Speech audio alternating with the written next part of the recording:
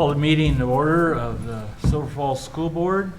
Attendance, we're all here and Derek is online, I believe. Do we have him, Daniel? Supposed to have, he's out of town. Yes. Okay, thank you. Recording in progress. And so, first we'll have flag salute.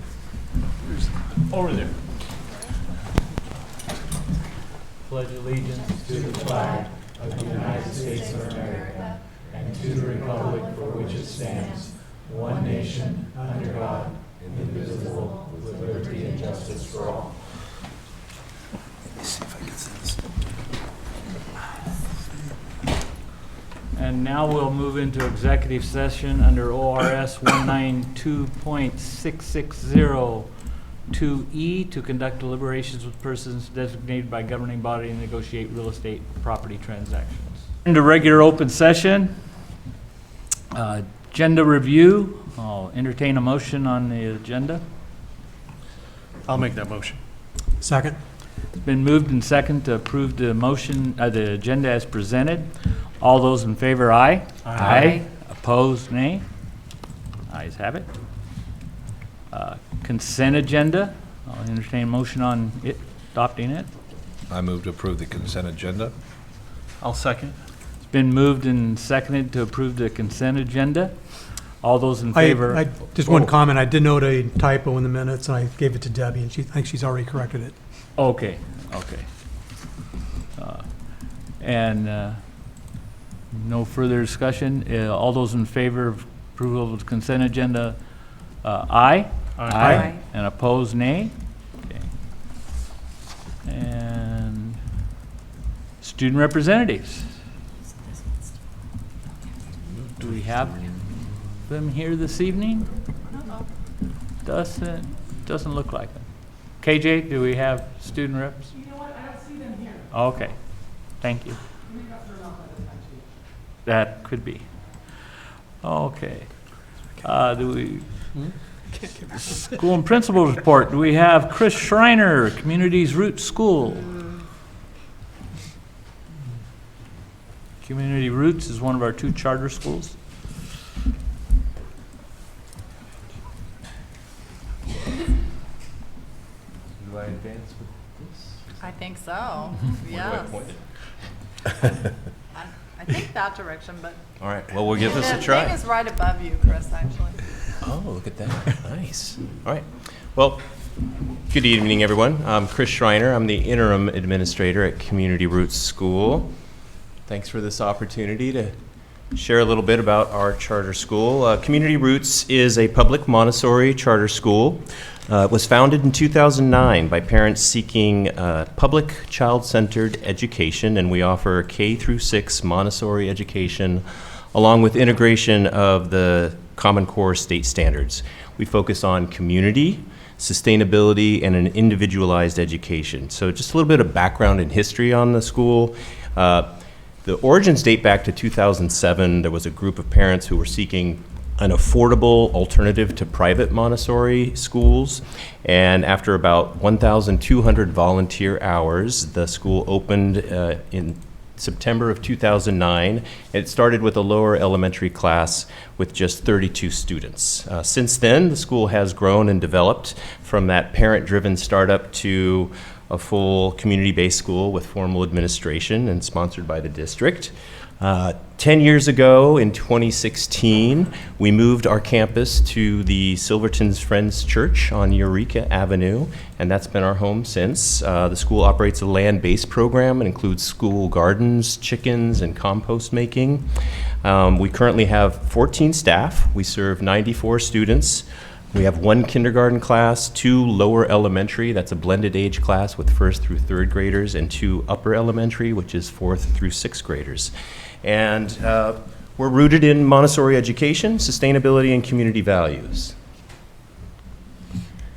So Montessori principles and approach. Just to give you a little bit of background about what's Montessori all about. Montessori education believes that children have this innate desire to learn, and our teachers nurture and grow that desire by providing our students with a lot of freedom, but that freedom also comes with a lot of accountability. Our classrooms offer a real rich environment with a diversity of learning opportunities and subject areas for our students to engage. And the lessons really emphasize sensorial tools and experiential learning. Our students have extended work cycles, and these encourage them to really practice focused attention as well as opportunities to reflect and apply on the new knowledge that they're gaining. As I said before, we do blended age classrooms, and that really encourages this peer-to-peer learning where the older students can model expectations to the younger ones and also show what they know. Whoa. That was wild. So what does that Montessori education look like in practice? One part of that holistic education is providing our students with opportunities to experience cultural aspects like music and stories and performances from diverse cultures. Many of those experiences are sponsored by our wonderful parent-teacher organization. They raise funds to bring speakers and performances to our school. Just highlighted a few on this slide from the past couple months. We brought in Monmouth Taiko. It's a Japanese drumming ensemble. They gave a really engaging performance. Before each song, they introduced the name of the song and provided kind of that cultural history. They were dressed in traditional costumes, and it was really fun to watch the students just start naturally moving their bodies and even like spontaneously clapping along to the rhythms of this drum ensemble. We also another day had the Pegasus Puppet Theater. That's a family-owned touring puppet theater. They brought this multi-generational tradition of handcrafted puppets, and they told these stories with a musical narrative. The puppeteers, the performance we saw was the story of Baba Yaga. This was adapted from a children's book and based on this really like old Slavic story about a young girl who must outsmart an evil witch as she's on a way running an errand for her mother. And just last week, as part of our school-wide celebration of salmon, we invited Bridget McConville from the Salmon King Fisheries and the Warm Springs Tribe, and she taught our students about the importance of salmon to indigenous cultures in the Pacific Northwest. Another example of that Montessori education and practice is a lot of that field trips and experiential learning. Our field trips can be local, which is walking from the school to local destinations like the Silverton Public Library. They can also involve destinations that are further afield. Some recent learning destinations have included going to Silver Falls State Park and talking to the state rangers there. They visited the Tryon Creek State Park as well. And just later this week, our upper elementary class will be going to the end of the Oregon Trail Interpretive Center and learning about that history as well. As I said before, student-led projects are really important. So our last grade at our school is 6th graders, and each 6th grade student is asked to do a community action project on a topic of their choice. And this slide highlights one that a student did, Andy Hartman. She was really passionate about mushrooms. And so in addition to leading a hands-on mycelium mapping activity at an all-school assembly, she also hosted a mushroom walk on a Saturday morning at Silver Falls State Park. She promoted that to our school community. We had a really great turnout. The group started out at the South Falls Lodge, where Andy gave a short presentation on mushrooms and told everyone that attended how to look for them in their natural habitat. And then she led us on a walk in the state park in search of mushrooms. And the students that were there, they brought clipboards and they were drawing the specimens that they found. And they also had a field guide so that they could identify the specific varieties of mushrooms. And this was all student-led. Another example of a 6th grade project was really focused on community engagement. So just last Saturday, our sixth grader, Jack Fentiman Bladen, was focused on salmon life cycles and habitat. And we just organized this great event. It was right downtown at Town Square Park. We had generous funding support from the Marion County Soil and Water Conservation District and the city of Silverton. And we just brought the community together to gather, learn, and celebrate salmon. Our students, once again, were really leading the activities. We had stations for arts and crafts based on salmon. They were doing macro invertebrate surveys from the creek to see what kind of insects they could find. And they also had a build a salmon habitat activity and salmon as a keystone activity. And so all of this is just really about teaching our students community engagement and how citizenship is really an important value at our school. I wanted to share our current strategic plan. It has 3 high-level goals. The first one really recognizes that students are at the center of all of the decisions we make at Community Roots, and that part of that is really attracting and retaining qualified, committed staff as an essential part to our students' success.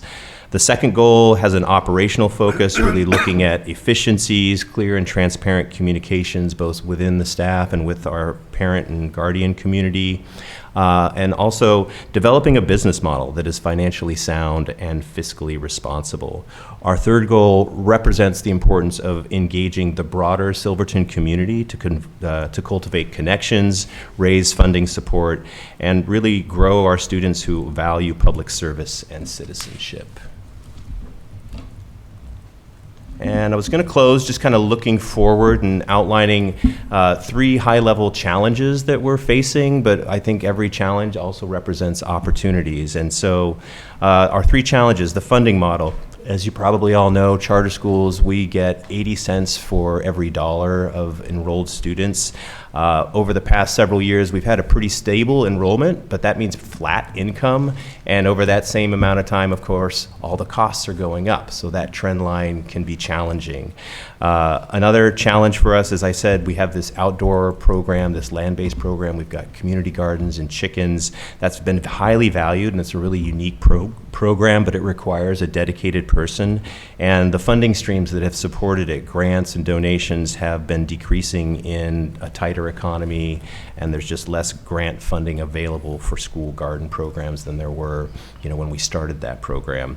Last but certainly not least, the Silverton Friends Church, their congregation has been over the years getting increasingly smaller and older in age, and as a consequence of that, they have decided to sell the property, and they just listed it for sale.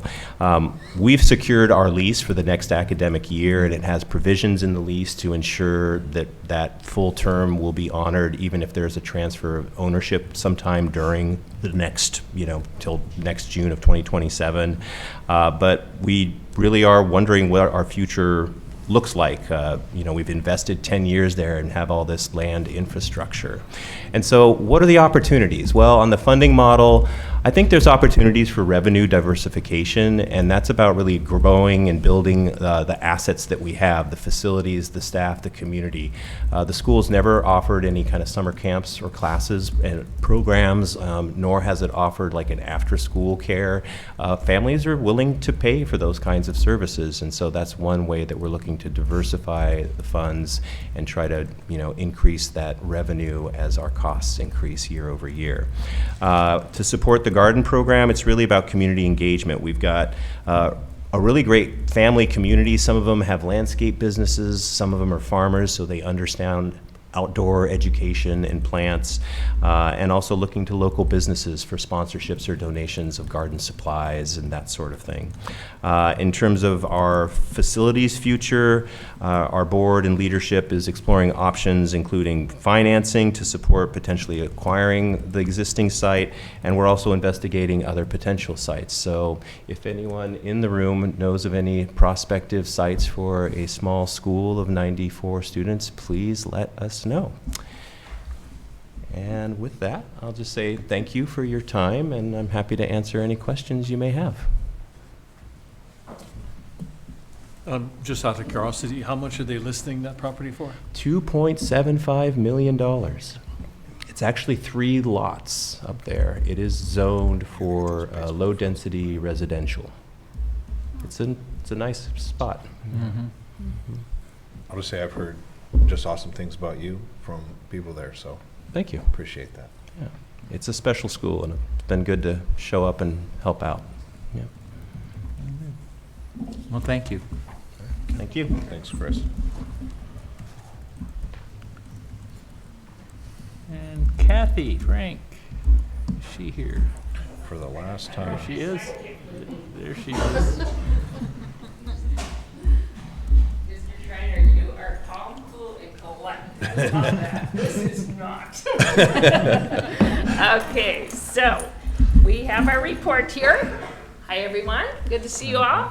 Still recognize some of the faces. Mr. Larson's last year. Very sad to hear about that. Oh, Thank you. Good guy, good guy. And that's what Silverton is all about, the humans, right? So we have my little report on paper. About the humans. Mr. Learman and Mr. Cote. How's your daughter doing? She's doing great, Good, good. Thank you. Yes, thank you, Mr. Wiesner. And I don't know Sarah that well, but I bet you she's awesome, right? You're not supposed to leave. I know. You know, the world is so funny, and I would do it all again. I love everything I've done. And the heart just kind of starts to shrink, but this is all good. So today, I've got my report here. My sidekick, Mr. Rose, you've seen him quite a bit. But we've been together how many years? 18, 19? 15 or 16.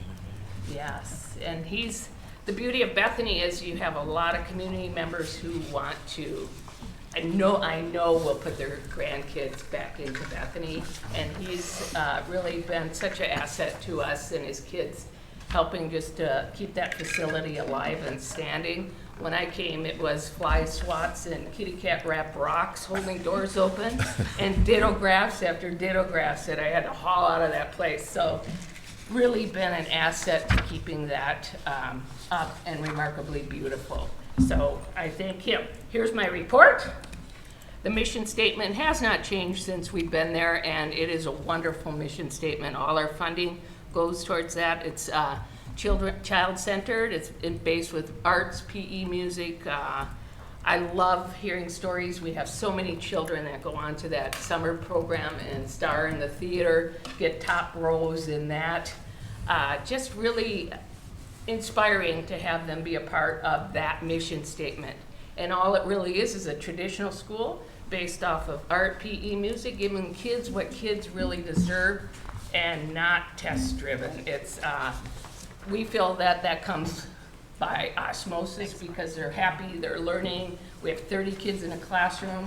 Our numbers are high, but it works because we're all there for a reason. Charter schools are highly accountable because they have to be, otherwise your product is not worth anyone coming to. So on top, tours we do, school of choice, parents, school of choice, this is what we have to offer, and you have to offer it. And that's kind of the tricky thing about charters, and that's kind of why I'm sliding out of it.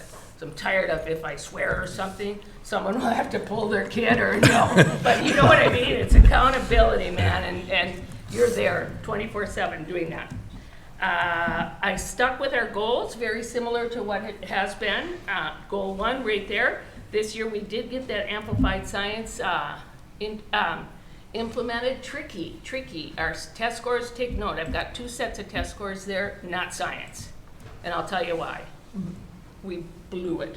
Our science test scores were horrid. We found to be doing more experiments rather than the meat of the lesson. So we did, last year I shared that we implemented a K-8 aligned science curriculum. And it's been a tricky implementation, but good feedback. Kids are taking notes on that science experiment, learning about why it does it, not, oh, look at here, we can make a volcano, children. This volcano blows up, and everyone wants to make a volcano. So we're testing that. It's strong, very rigorous, a lot of PLC time had to go into giving teachers that ability to watch the videos, learn the topics in depth so that they could teach it. Because K-8, by 7th, 8th, if you're not using your science or math, it's really tricky to go back and prepare yourself for learning. So second year, we did our Big Ideas Math this year. We completed 2 years of that K-8 aligned math curriculum. Again, a very rigorous curriculum, lots of complaints.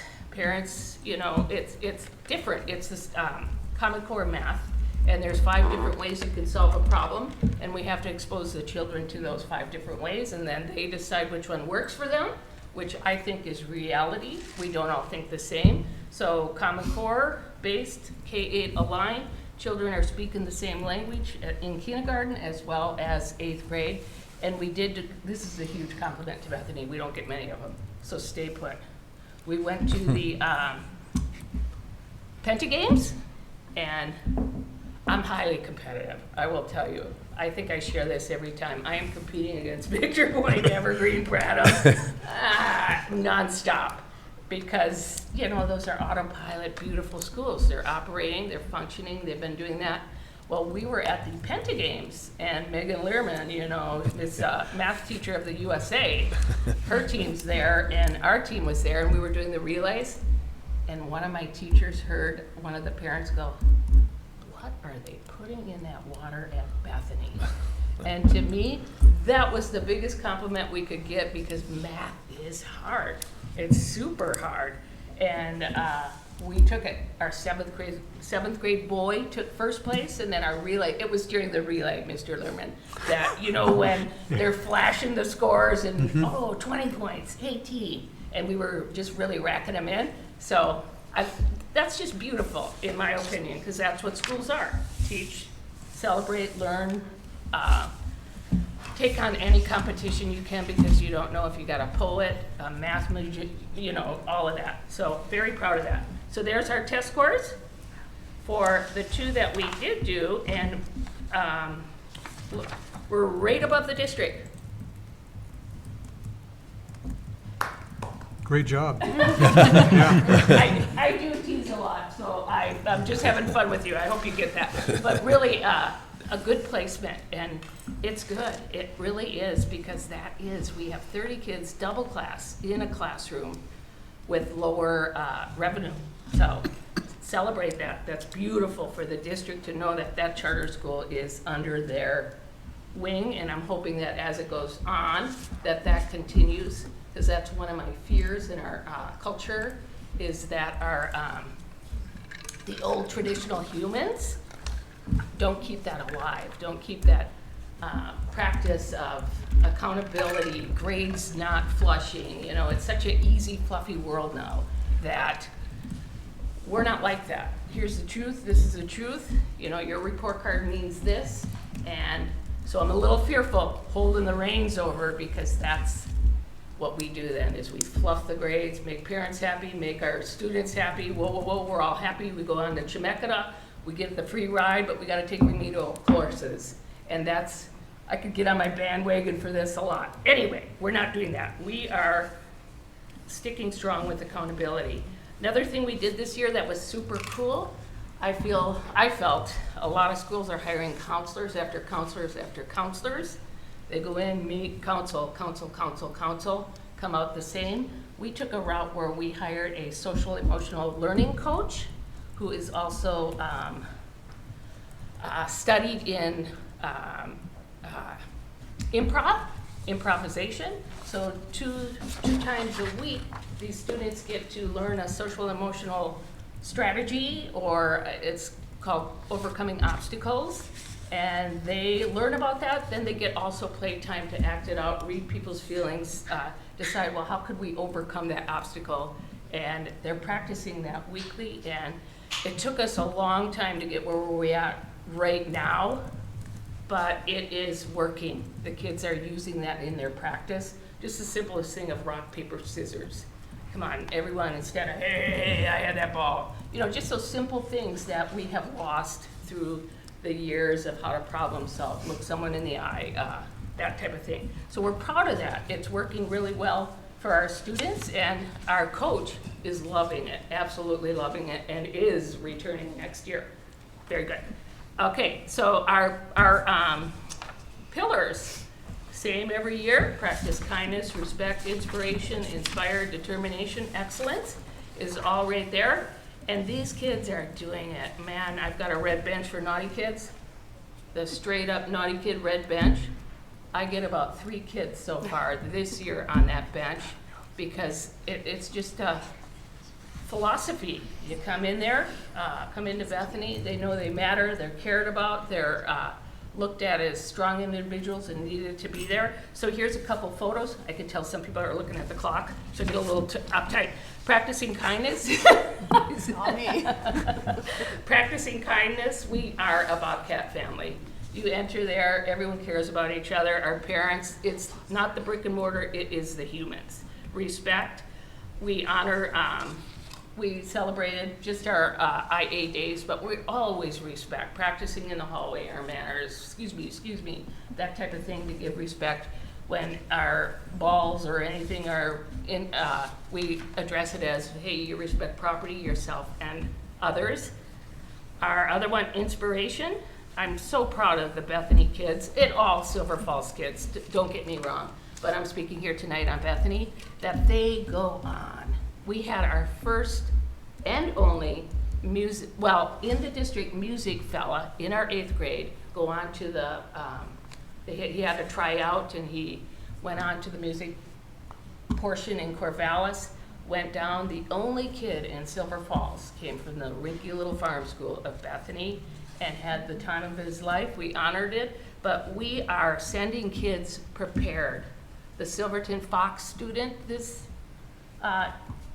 year was a Bobcat. Just really, I'd love to go through, and I hope you go through and look at the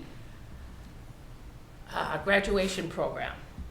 Parents will collect that for me, and I just go through and I'm like, oh my gosh, there's another one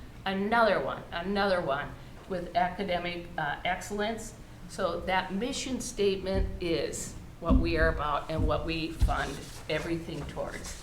So we put on a Peanuts play this year. We rewrote it under the supervision of Clayton Hall back there, Mr. Hall, first year teacher for us, and we rewrote the Peanuts and put that on, and it was so cute, just so cute. But that's what creates them to want to go on into the theater in the summer and perform at that performance. We have determination. We did our first ever band festival. We attended a band festival due to, I want to give 2 shout outs to the band teacher from the high school, Eric Nelson, and the choir teacher from the high school. They took our brand new band teacher under their wing and mentored. I must have saw Mr. Nelson at the first half of the year about, I would say, 15 to 20 times, come in during his lunch hour to work with Clayton and get him situated in the field, because you know it's hard to get band teachers. So we thank them. We thank Silver Falls. That's how it should be. We should be working together like that, helping our teachers all grow and learn. So that was awesome. And then last, excellence. Our excellence is being the excellent you can be, the best you can be. And that's different for everyone. And we talk about that. Hey, Wally's excellent at this. Phil's a great speller, whatever, but you're the best. Yeah, look at him, he's shining. He's like, can I bring up my thesaurus and look up? But that's, be the best you that you can be. And we talk about that. What does that look like? Down on the next page is, this is another thing I hope that really stands strong, is our service learning at the charter. Kids, classrooms choose a service learning project that kind of correlates with a standard in one of the Oregon standards in their science, math, or whatever curriculum, and then they carry that through and work their service learning project through that style of learning. Kindergarten students, they taught us the silliest, some easiest things, studied bee agriculture, and today this just happened. The kindergartners got to teach the whole school about bees. They took little portions, talked about it. We had a bee guy there, that kind of thing, but then they planted a bee garden for our school, for the school, and that's just giving back to bees and the school and whatever. So it correlates into their standards. First and second graders, we have a new swing set system down. We put some swings in. They collected a bunch of books. We're gonna have free books for anyone. Books, here a book, there a book, everyone gets a book. Our third and fourth grade, this was the most powerful thing ever. Our third, fourth grade pen palled up and they go sing choir or songs at Christmas, Easter over at the towers. But this year they extended it and made pen pals. So they were given and they're gonna have an end of the year barbecue with these elderly people who will be needing this shortly. And they were getting all kinds of little gifts and they wanted them to go up. Just a beautiful service learning project. The elderly would, well, probably not politically correct, but the people at the towers would come bring their notes if they didn't want to put them in the mail and just kind of see where the kids are learning. Beautiful, beautiful, heartwarming moments. Fifth, sixth grade, right there is our picture. They partnered up with, what's that called? Salem Angels. And those are people that look out after the foster children, kids that are going into foster home. So we had a guest speaker, we found out what they needed. Just give our children, who are very fortunate, experience that they will probably never see and get some of that feeling back to them, empathy. Seventh and eighth grade, they do this every year. They pack 8,000 meals for those in need of food at the Marion County Food Bank, and it was pears this year and they love the smell. But anyway, down at the bottom, Silver Falls School District strategic goals, we try to keep the beauty of Bethany, well, whoever leads is we're preparing the kids to be foxes nonstop. That is our goal. We're preparing them to be foxes, so we always take a look at the mission of the Fox Den. We're cheering for any team that comes into Bethany, because they're gonna melt in together and be buddies at the big time of their life, and that's high school. So thank you. Lots of stuff. I could talk on and on because I love it. Once I get something of this caliber, it's over. Great job. Yep. The academics Yeah. prove that out. And I think from what I've been hearing, people are having a hard time getting into Bethany right now. So Yes. that reflects the great job you're doing. Yeah. And we're going to miss you. Yes. Great scores. Yes. Yeah. Congratulations on a great career. Yeah, well, I have absolutely loved it. I have not one regret, other than I wish I would have moved out here, because I've got high school kids that are like, come on, can you come to our choir performance now, our band? And it's so hard to say, well, no, I gotta get home because I gotta get up and smile tomorrow at the kids. So, because I live way out South Salem and it's a commute, but that's really my truly only regret is that I hadn't purchased a cute little cottage house in Silverton. Yeah. So you guys are awesome. What a district. I mean that. I started out, Wally, I think, were you on the hiring board? I think I was, second grade Yes. teacher. Yes, right. And I remember interviewing, coming out here from Wausau, Wisconsin, and I took an interview at Central Howell. And all these farmers were looking at me, and I'm looking at them, and finally they tell me, well, the one thing you do have to do, though, is learn phonics. Willamette is not, that's not Willamette, it's Willamette. And all these silly things, so I have been so blessed. Well, thank you. And I mean that, blessed to be in the Silverton area. It's a neat place. Yeah. Piggy tails, the long kids with piggy tails in my classroom. Wally's wife was pregnant and went ahead and had a baby during a parent-teacher conference. Well, you came to the conferences. Yeah, we did. Yes. Then we went and had the baby. Yes. But just so cool. And I mean that. So cool. Thank Neat you, place. Kathy. Neat Kathy, place. we want to say thank you for your years of service, Yeah. so we brought you some flowers. Oh, I love flowers.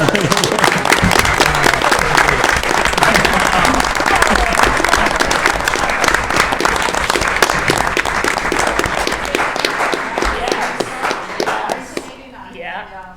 So here's my plan.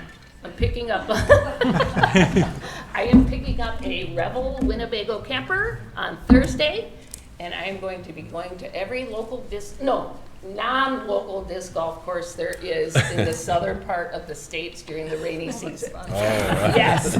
So you guys, but I'm going to be around. I want to help others. Okay. I help. Yeah. Thank you. Okay. Thank you. Thank Have you. a good time. Yep, thank you. Yes. Congratulations. Yep. You can sit in at the towers for me pretty soon. Save you a spot. You have a good job. Okay.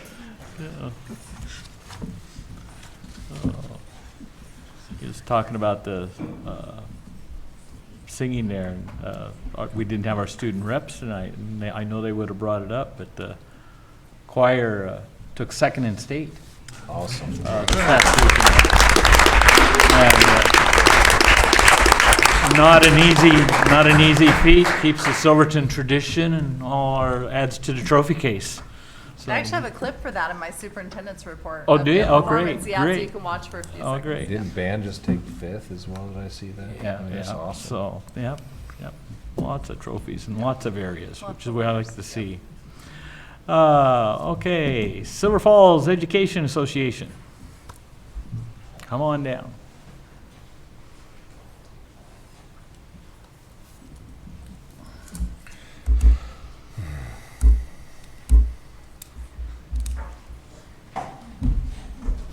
Oh.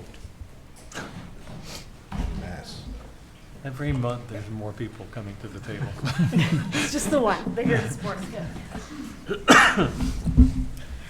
Well, happy May-cember, as we're calling it. We're almost done. Monday has felt like 7 days already.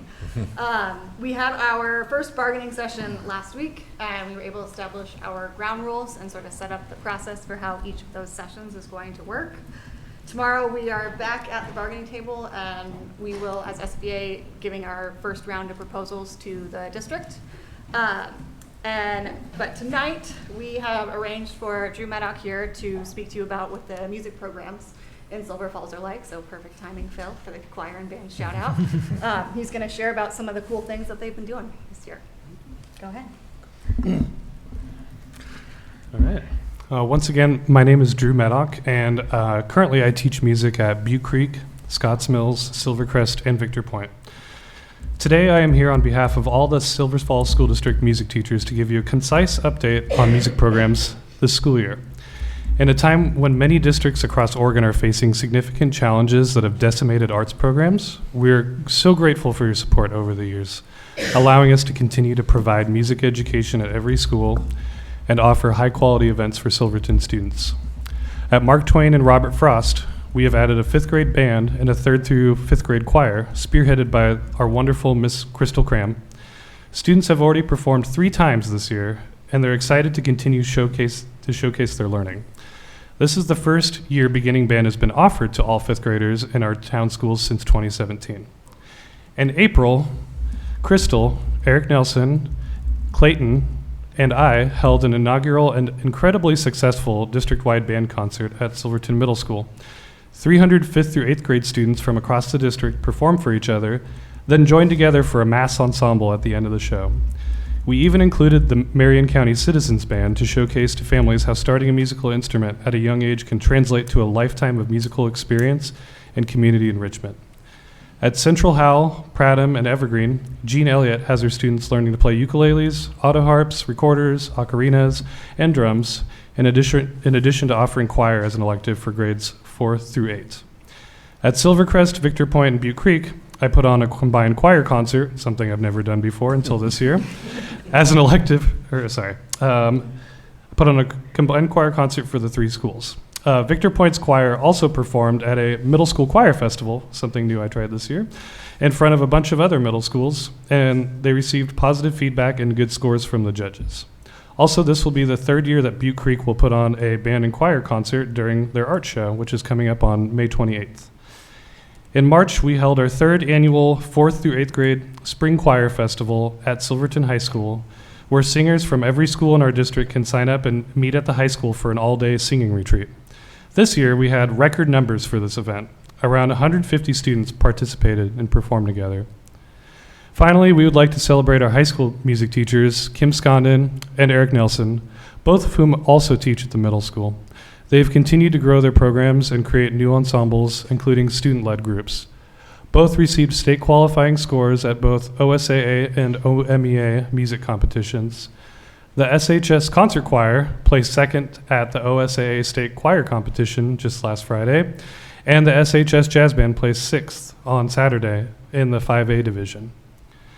Despite the tough budget decisions our district had to make 2 years ago, where we lost 40% of our FTE for our music teachers, we've continued to work passionately with students and grow our programs. While we are happy to celebrate our accomplishments, we'd also like to highlight 2 significant challenges that impact our ability to give students and grades kindergarten through 8 the highest quality musical experience. First, we'd like to address the inequities in the students' musical experience that currently exist. Students at some elementary schools receive music twice a week, while others only receive it once. Middle school students may have band, choir, or guitar electives at SMS that meet daily for 45 minutes. But at outlying schools, they only meet for 30 minutes, and some receive a general music class required for all, but only once a week. Because of this, we cannot have vertical alignment in a sequential curriculum without the same number of minutes being provided to each student in the K-8 world. This directly conflicts with Silver Falls School District's goals of equity, consistency, student-centered learning, and whole child development. High-quality music education supports creativity, collaboration, confidence, and academic growth. The National Association for Music Education Opportunity to Learn standards also emphasize the importance of consistent instructional time. And their minimum recommendation nationwide is 90 minutes a week for K-5. And they also emphasize the importance of equitable access and stable staffing so all students can fully succeed and be prepared for future music opportunities. Second, we'd like to talk about teacher to student ratios for our K-8 music team. Over the past 3 years, workloads have increased dramatically, while our FTEs have stayed the same. Crystal now serves 676 students across our 2 largest elementary schools. I now teach in 4 buildings with a caseload of 573 students, whereas I only used to serve only 2 schools 2 years ago. Jean went from 1 building to 3, and she currently serves 249 students at just 0.5 FTE. These growing caseloads not only mean less instructional time for our students, they also limit our ability to build relationships with students and reinforce procedures and management strategies. Since each building has different instructional spaces and music equipment, we must often create different lesson plans tailored to each school. We all feel very stretched thin and not able to give our best to one school. In conclusion, I want to thank you all for allowing us to serve this awesome community of students. We are proud of all the things our students have achieved this year, and music is a key component of a truly well-rounded education, proven to help students succeed in other subjects as well as giving many students a vital sense of belonging. And it all starts with consistent instructional time and equal opportunities for our K-8 students. We really want our music programs to keep growing, so we would like the board and Ms. Kellison to consider adding more FTE to our K-8 music team to address some of these challenges and inequities, and to continue supporting the future of music education in Silver Falls. Thank you. Thank you, Joe. Thank you. And we appreciate the job they're all doing. Thank you.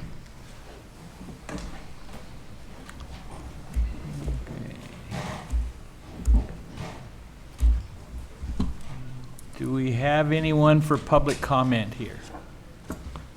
Waiting to hear from Pena. You have? Okay. If you wish to speak, raise your hand to be recognized by board chair. If attending remotely, please raise your hand feature with Zoom. For the record, yeah, you'll be recognized. I just need to read through this, sir. You'll be fine. For the record, please provide your name and relationship to the district.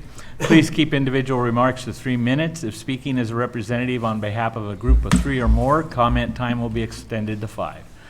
A second public comment section will occur later in the meeting that is specific discussion and action items only. The board will not hear complaints about individual district staff or board members during public comment. Please understand the board's primary role is to listen, and you likely will not receive an immediate response. Finally, remember, we all model the way of our students and ask that you share your thoughts respectfully in accordance with Silver Falls School District Board Decorum Agreement. So come on down.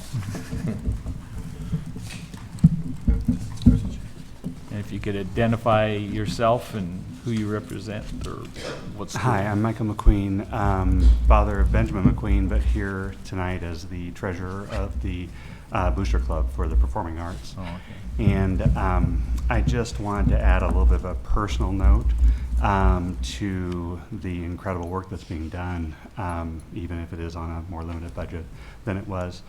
My son went from being a kindergartner who had a stern face and would do anything to get off of the stage to someone who just can't wait to learn the next song, to be in the next play, to be with the band, to be with the choir.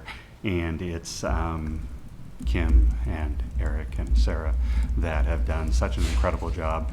And every student needs to find their people and their passion, and it's kind of phenomenal when it happens. It's a real light bulb. And in a world that's slightly darkened post-COVID, the arts and the ability to touch people and reach people just couldn't be needed more. And you see it with everything from the performance that's recently happened, A Wrinkle in Time, to the second place in the choir at the state level. It's challenging, I think, to rise that high, particularly when you're competing with the Canbys of the world that have pretty much unlimited resources to kind of go after and try to fund their items. So proud to be a part of the Booster Club, proud that we were able to kind of make a difference and help, but I think that we're there to kind of try to fill in some gaps, and you all are the ones that kind of carry the heavier load. And those three individuals and just the teachers in general for the performing arts are doing an incredible job. Okay. Thank you. Thank you, Mike. Thank you for sharing. Anyone else?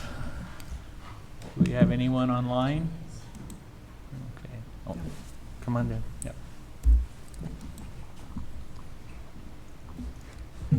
Identify yourself.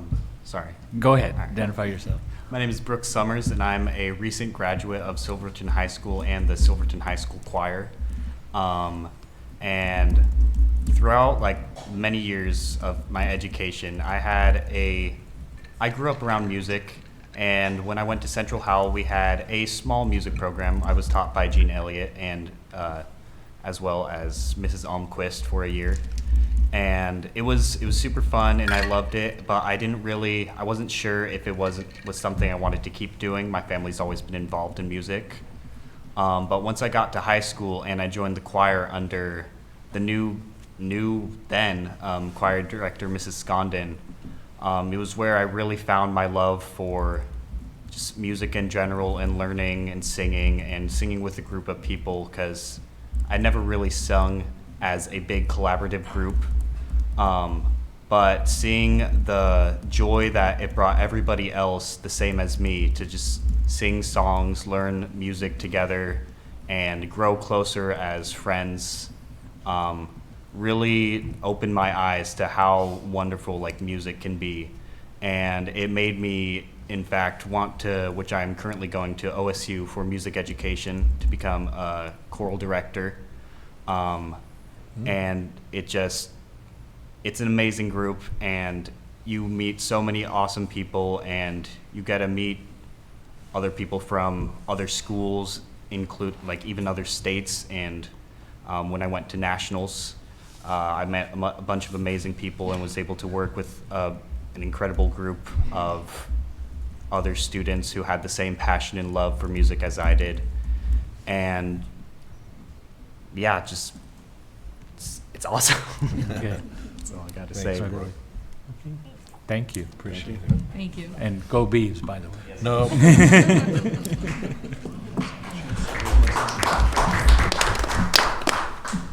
Anyone else?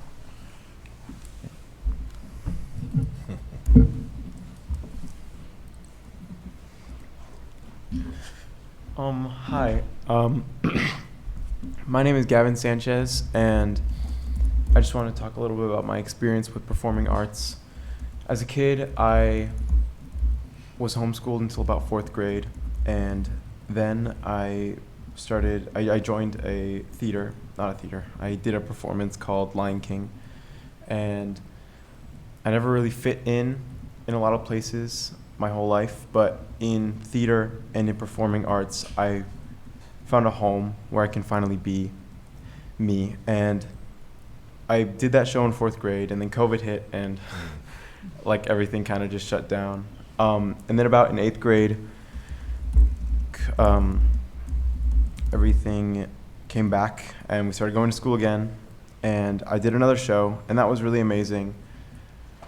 But I kind of stopped doing. I did small theater shows in my first year in high school, but it never really felt the same. And then in my sophomore year, I joined choir, and that was the best decision I've ever made in my whole life. Joining choir made me finally see myself, and I found good friends. I made really meaningful connections, and it's just the performing arts here at this high school is such an important thing for me, and I imagine many, many others here at this school, and I couldn't imagine my life without performing arts and without band or theater or choir. I couldn't imagine it, and I don't think this school would be the same. Yeah, I just wanted to say that. Thank you. Thank you.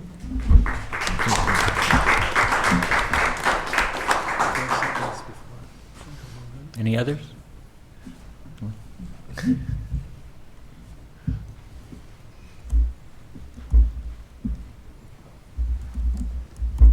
Hi, my name is Marissa Schecker, and I am a senior here at the high school and a part of the performing arts programs.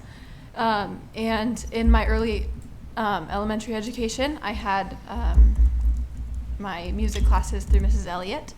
And then going into my later elementary education, there was a limited amount of musical education.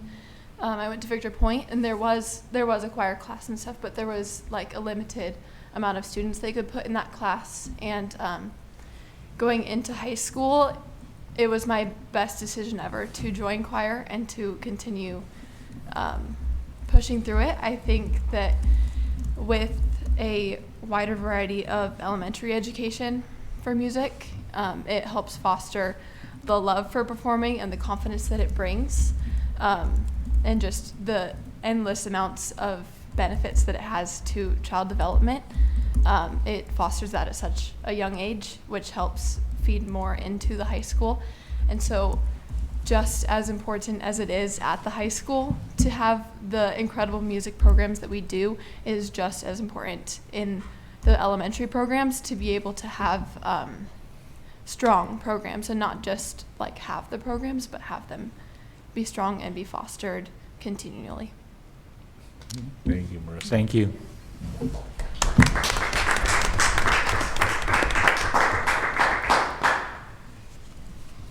Any other comment? Okay, nothing online? Okay. Oh, one more. Oh, I'm sorry. On down, Brian.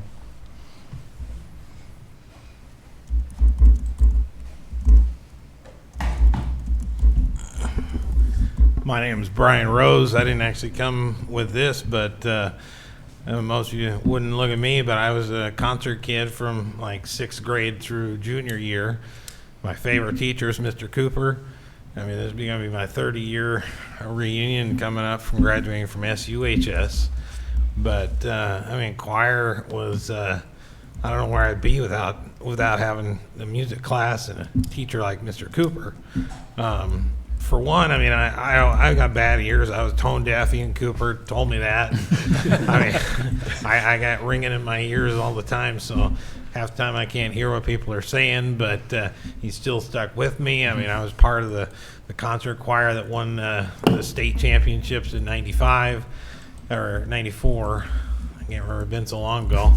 But just having a motivational teacher and helped me to speak and enunciate versus mumbling and get me kind of out of my comfort zone. So I mean, if all these kids are kind of pushing for choir and band and drama to be, I mean, it's an important part of education. And I mean, it's just a different than a regular education. It gets kids a little more active in a certain class and something to look forward to. But it also is something that they take home and they take to the future.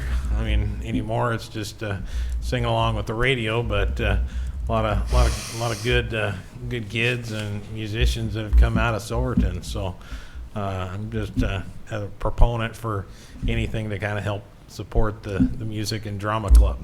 So thank you. Thanks, Brian.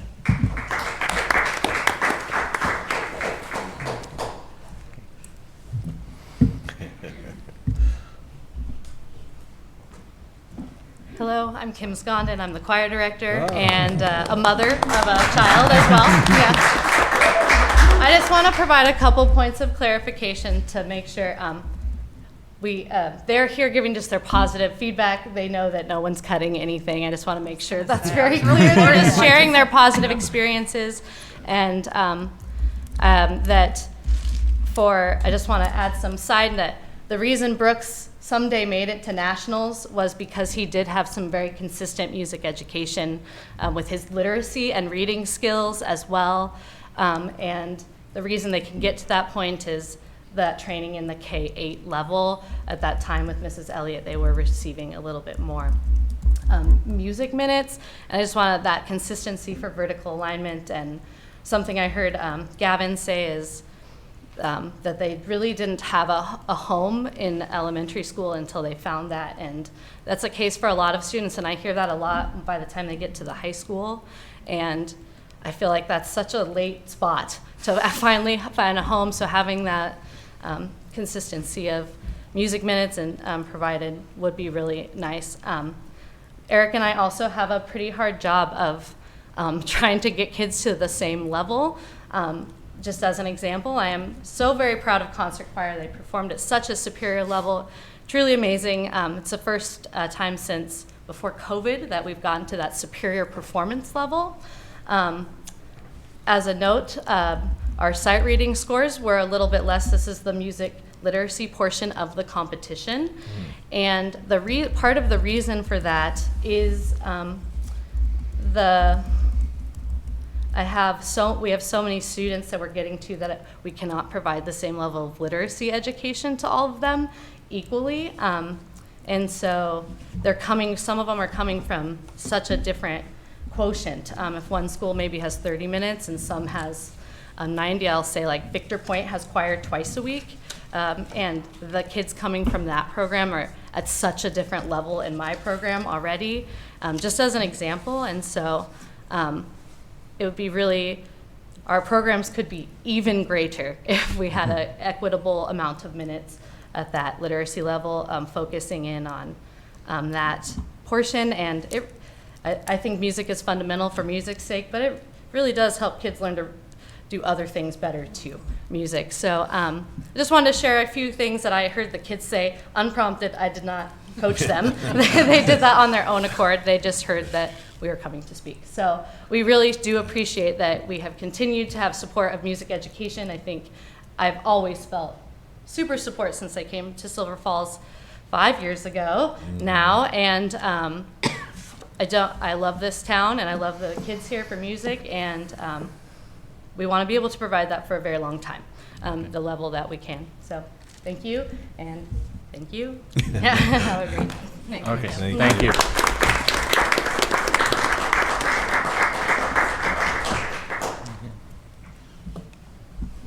Any others? Okay. Administrative reports. Kim, you're up. Superintendent report. Yeah. Grab this clicker in here. See if I get it to work. It doesn't usually like me, but you never know.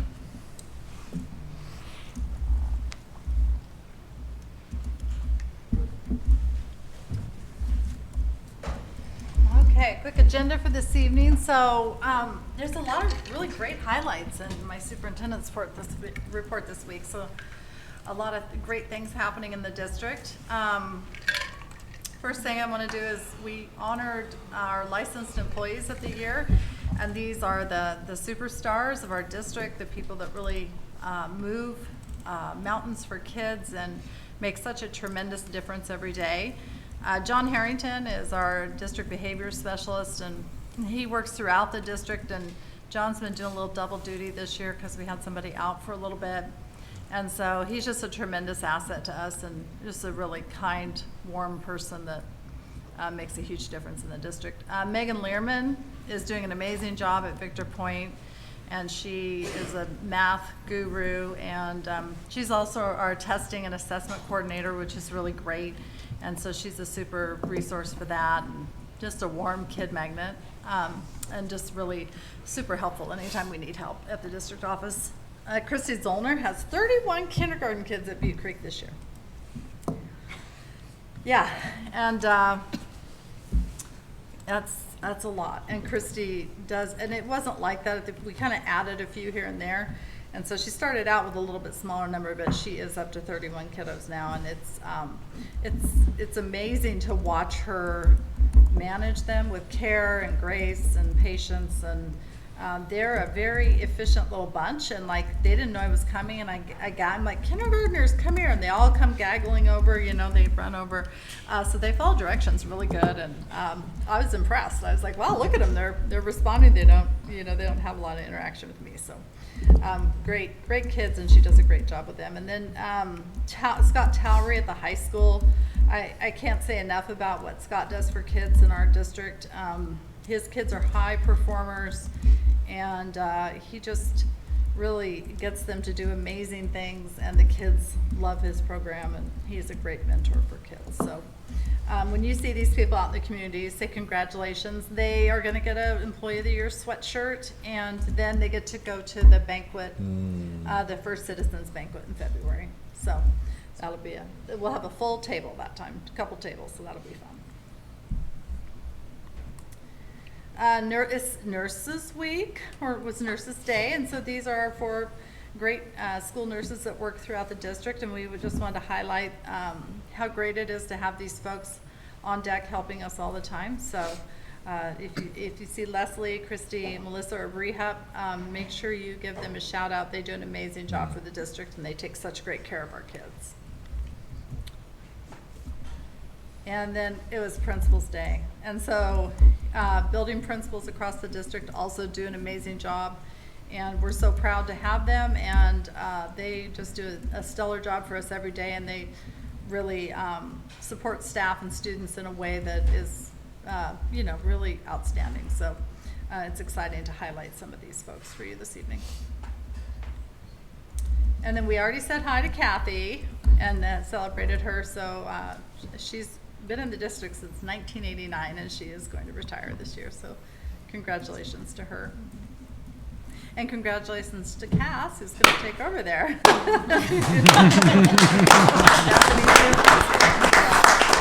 We got one more meeting with us, Cass. KJ is going to take her interim title off at the high school, and she's going to be our permanent high school principal, so I'm very excited about that. And that's KJ at the homecoming parade doing selfies. She's so funny. And she just has a really warm, caring spirit. She's super passionate about kids. She's really devoted. She spends a lot of time in our building. And she is creative and thoughtful, and she's all the good things. And so we're just really lucky to have her in this position. I'm super excited that she's decided to make that a permanent position for herself. And then bargaining update. The great part about this slide is that it has a direct link to the human resources page. So if you're interested in seeing the different articles and packages that have been going back and forth, you can click on that link and get in there and look at all that. Classified, we have ratified 10 articles, and if you're familiar with our contract, it has about 28 articles. So we're at least a third of the way there.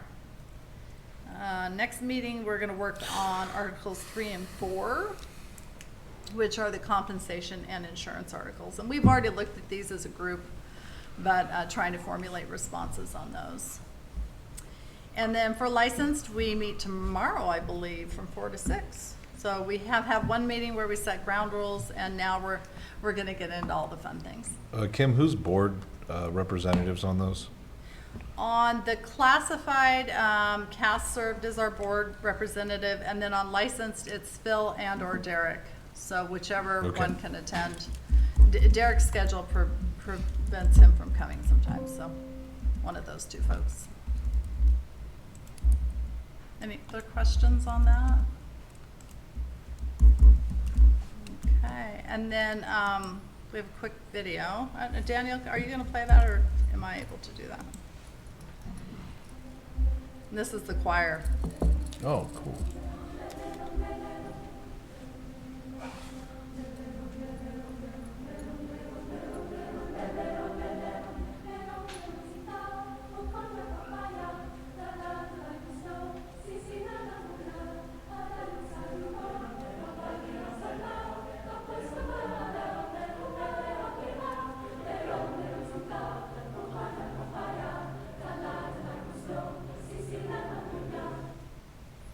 Where So, was that? It's just a little snippet, but that was a really fun performance, and KJ was sending me videos because I was homesick. So congratulations to them. They took state.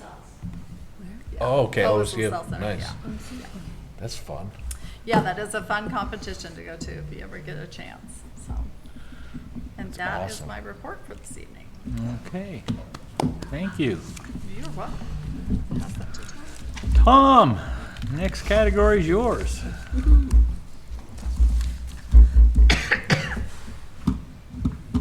Daniel, I sent it to you a little late, but hopefully you got it. I don't know if you got it.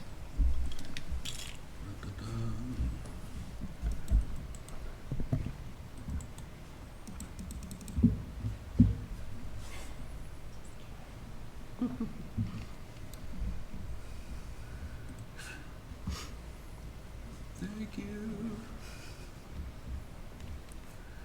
All right, starting with the enrollment update.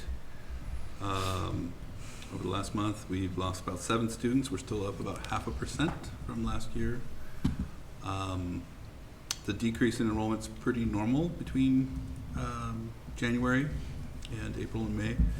The decrease is about half that it was last year over that same period of time. So that part is probably the biggest change year over year. So that's the enrollment update.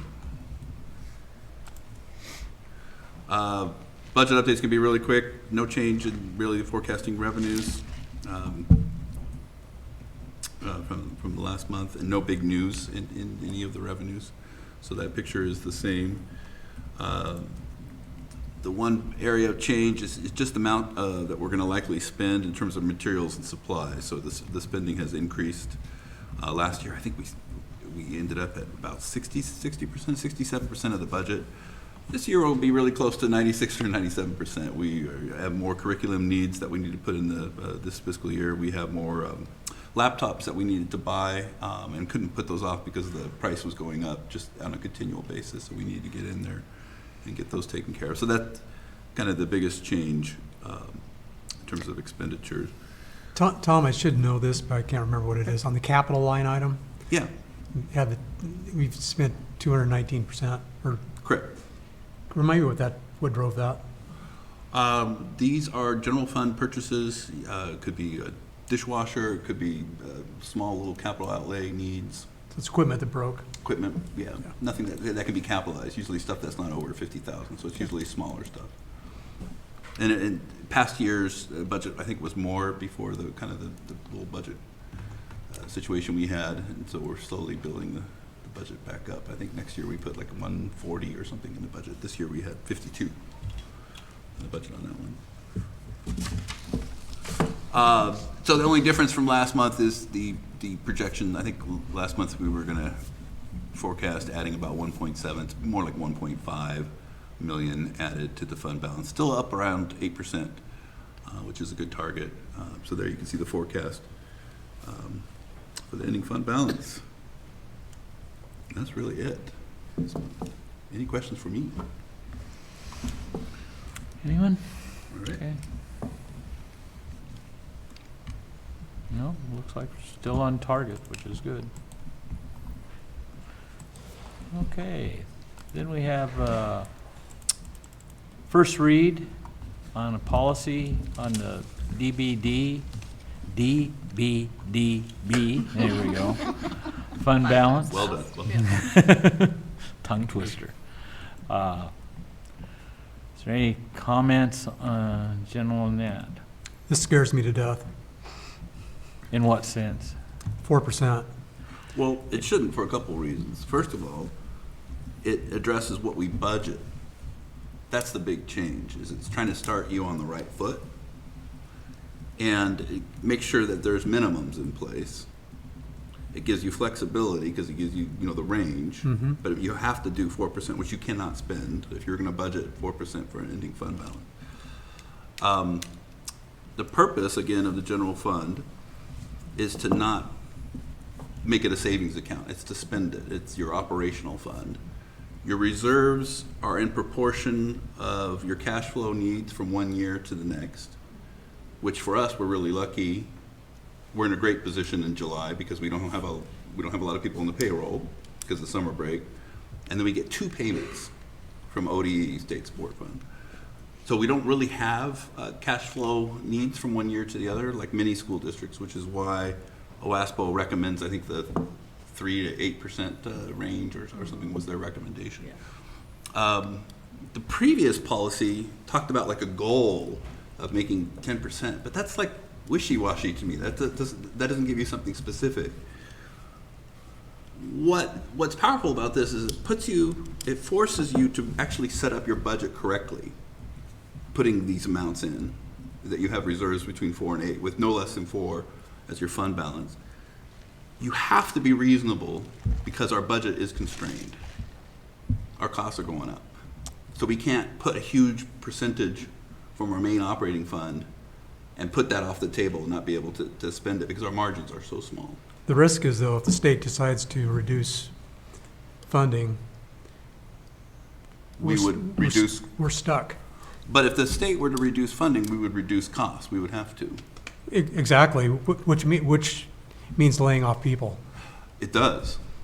But the purpose of reserves is not to be able to keep paying the bills if you've lost your funding. You have to live within your means of your main revenue sources. You have to, yeah. I mean, so I lived in a time that this was, I can't remember what year it is now, probably around 2009.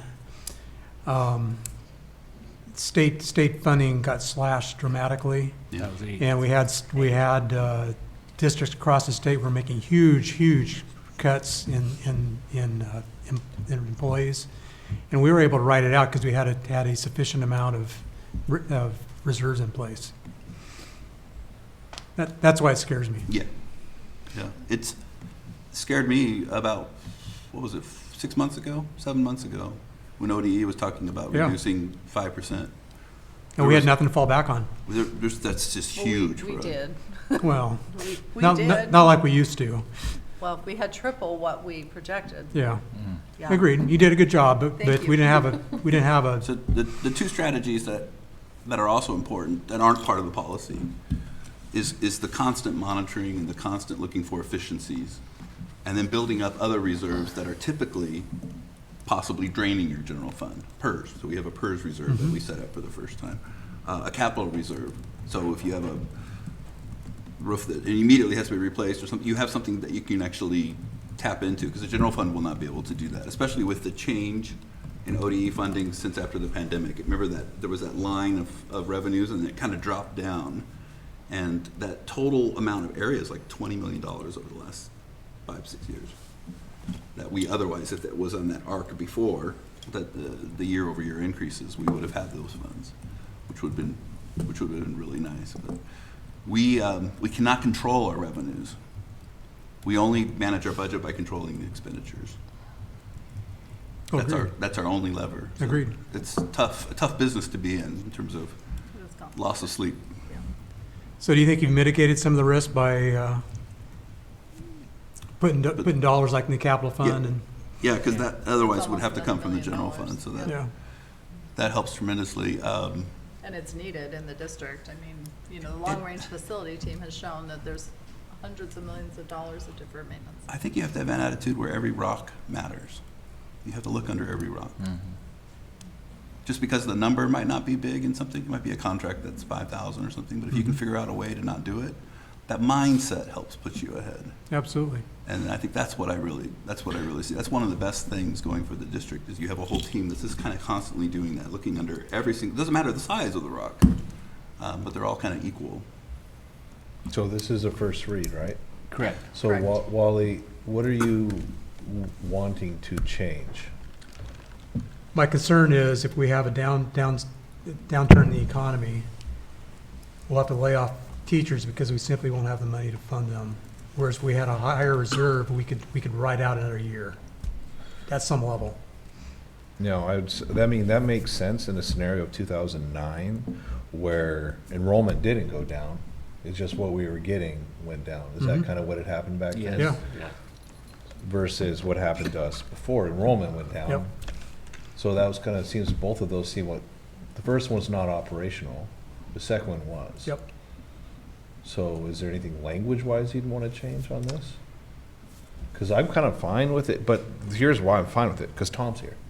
Well, you know, that's what I was gonna you say. know, like- We're, So but we've who's got a watching range, the and as long as we're in that, because here's the deal before, what we just lived, which basically nobody in this, around here had anything to do with, but it was a situation where we had in policy a 10% of the whole budget, and it wasn't followed.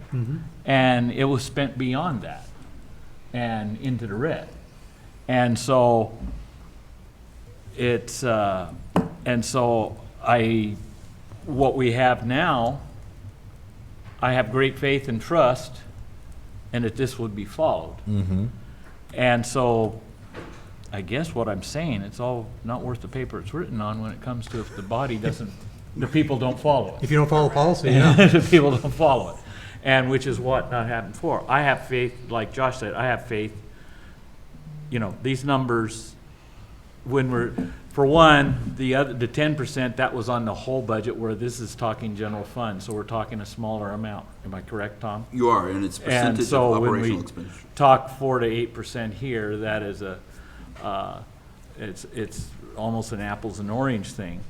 But it's a case that it wasn't adhered to, and we're also negligent in a sense if we put too much into this area and it's not available for educating our kids. So that was the case at one time as well. It was, I believe the number is 15%. Yeah, they do. And it was, admittedly, that was too much. Yeah, and in fact, I remember a superintendent about 20 years ago having McMinnville, I think it was, had great difficulty because they had too much. And so they got into trouble that way.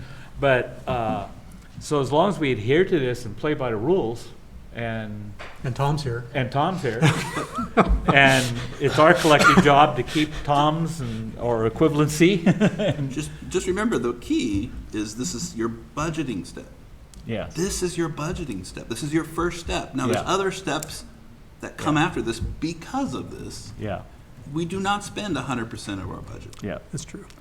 And so you're going to end the year much higher than where your budgeting is just your minimum, just to make sure you're covered in a reasonable way, giving you flexibility.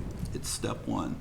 Step 6 is how you end the year after doing all the work, is monitoring, et cetera, and likely would be 8 to 10% or something like that, because you're not spending 100% of your. And as you pointed out earlier, you have vacancies, et cetera, et cetera. Putting in the capital outlay, and we're putting into contingency areas that were neglected before and shouldn't have been.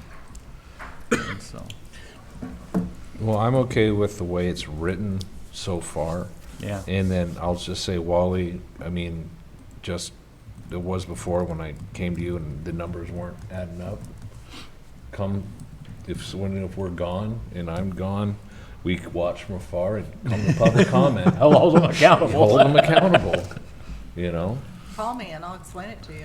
I'm happy to. But I don't see there's any reason to change it. Yeah. Based on the way that Tom is talking about, not of the entire fund, but of specific accounts. Right. Yeah, I think you have a couple of mitigations in here, but the number scares me. Yeah. Well, I mean, the funding, school funding scares me. it's frightening. I'm with you there.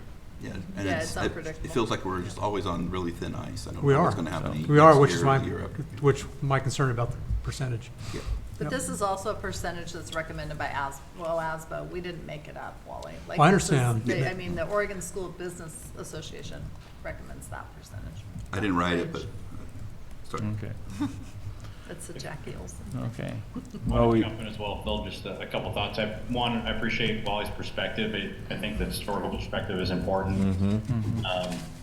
And I think with that, to his point of trying to ride out, if there was a downturn in our funding source went down, I think that's valid, trying to hang on to as many good quality teachers as possible. And I think that's a valid thought. And I think, Tom, you bring up, the hard truth of like, well, if our revenues decrease, then we need to immediately adjust accordingly.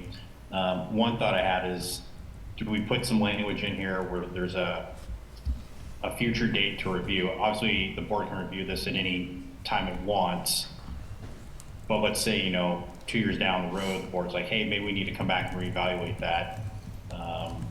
Phil made the point that at one point in time, the board was not adhering to what was in policy. So I think that's a pretty important piece of like, whatever we put into policy, we actually really need to, as a board, like hold true to that. So I don't know if there's any thought on putting we'll review at, every 2 years on a cycle, and I just throw that out for consideration. And then one final thought on the language. It's the last paragraph. It says, consequently, the board directs the superintendent. I would like to spin that and put some type of like positive language, like to achieve this goal or to that end. Like, this is a positive thing that we're doing as a board, being fiscally responsible. Just the consequent piece kind of can have a negative connotation to it. So I'd like to see just more positive language in that piece. Like, yeah, this is a good thing for the district. So my comments on that would be, the board has the authority at any time to review any policy. Yeah. Right. So Yeah, and policy. I don't necessarily like to put dates on things specifically, because just in case something happens or you don't get to it in a timely manner, you set yourself up for not following the policy and having a complaint. So. It can easily get lost. yeah. And I know this because I looked through almost every policy we had that had a date, and I was astonished Yeah. at how many aren't probably gotten to. So Yeah. I like things to be a little bit liquid when it comes to policy, but again, we do have the authority to review any policy anytime. I would definitely keep the last two sentences too about the factors. So there's factors about the resources, source of funds. There's things that could change in those elements and those numbers. So that needs to be looked at every year, just as part of the big picture, which we would do anyways. Right. And we could make an adjustment there. But you bring up based on good those points, factors. Derek. I do appreciate it. No, that's a valid point as well, Josh.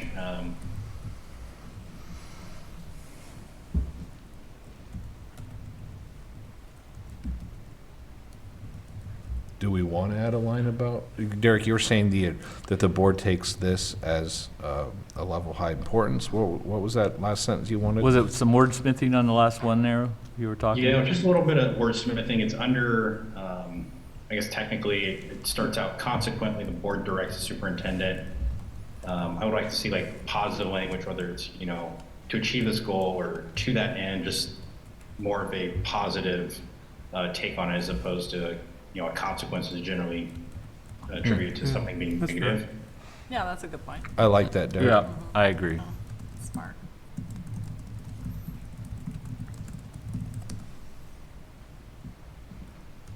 Okay. That's why he's our scribe. Yep. So are we good then with making those changes or bringing it back for a second read? And then we'll be done. Okay. I think you ought to add in there, as long as Tom's in this position. Yeah. An asterisk. Countertop. Tom can't go. Okay. Okay, you got that, Tom? Yes. As far as, okay. All right, just a final thought. I know it's, I don't want to beat the dead horse here, but well, is there a number that makes you more comfortable? I'm kind of going back to your. I don't know. 8%, I feel somewhat comfortable about. 4% seems really small. But That's specifically for the part that's off the table. yeah, We could have reserves at 8. We could budget 8. It's just we want the part that's the ending fund balance part to be no less than 4. And then, I mean, having the range depending on the year and the particular needs or other things, that just allows flexibility. Actually, correct me if I'm wrong, Tom, but I think that answers the issue that what you're saying. If we have a drop in funding, that gives us a 4% play of our general fund to where we can spend that extra 4%, even though our goal was 8. Yeah. We can make adjustment and bring it down to 4. And we don't have to suspend policy. Yeah, we don't have to suspend policy. In your current budget, we used 8. Yeah. We have Yeah, we do suspended 4% this contingency, policy the 4% last 2 Yeah. years. It'd be nice to not Well, do it's that just again. ignored before that. Sorry. Okay.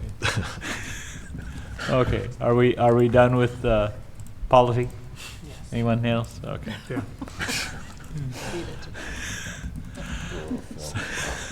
Truth. Social studies curriculum. Elise, you got this I'm one. very short and brief, so hopefully we keep it that way. We won't. I'm going to try. It's technically a social studies adoption year cycle this year, but we, after some teacher feedback, we've kind of made the decision to postpone that adoption. And so essentially, I'm just here to present that to you. We just needed to have the board kind of sign off on approving of postponing it. Just in K-5. Yeah. Yeah, we adopted it 612. Yeah, we have HMH for 612. That's what they're currently using. They like what they're using, so. Okay. Any questions for Elise? Okay. Thank you. Field trip.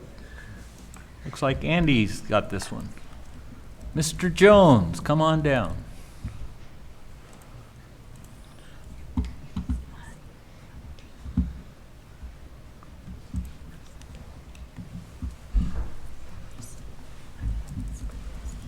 Thank you for allowing me to come today. We just have 2 requests, 2 out-of-state trips for the summer. One for our wrestling team. They went to a camp up in Edmonds, Washington last year. I think you have all the information in front of you, hopefully. And then a football team wants to go to Camp Rylea for a Bonding Unity trip. Zero cost to the district, fundraisers they've been doing. So just following policy and presenting it to the board to make sure that we have a blessing or not. That's the case in both of the items. Yeah, wrestling is the same. Yep. So if do you have questions? No, just doing my duty. Obviously, I know it says there, we've got all approved personnel that are chaperoning, all that sort of thing. Yes, I think it's taken care of. 20 to 1, and we're probably more like 12 to 15 per Okay. one. Yeah, good. Good. No, sounds like great opportunities. They look forward to it. Yeah. No, I know kids always do. And they get a lot out of that, not just whatever the sport is. They get a lot more than that. We'll see how they feel after the first night at Camp Rylea.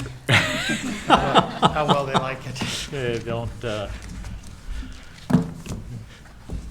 days we don't have Randy Traeger making the big barbecue run for everybody over there. Yeah. They used to go there and have that. Okay. All right, thank Okay, you. thank you. And then while you're here, don't go far. I'm just going to sit right at the end. Okay, you got softball hitting shed, so. Yes, our softball coaches, Ralph Cortez and Mike Slagle from the high school program, and Sam Wordinger from our youth program. And I'm guessing they have the proposal in front of them. I added what they sent me by email. Yes, Okay. yeah, previously, yeah, Okay. from February, yep.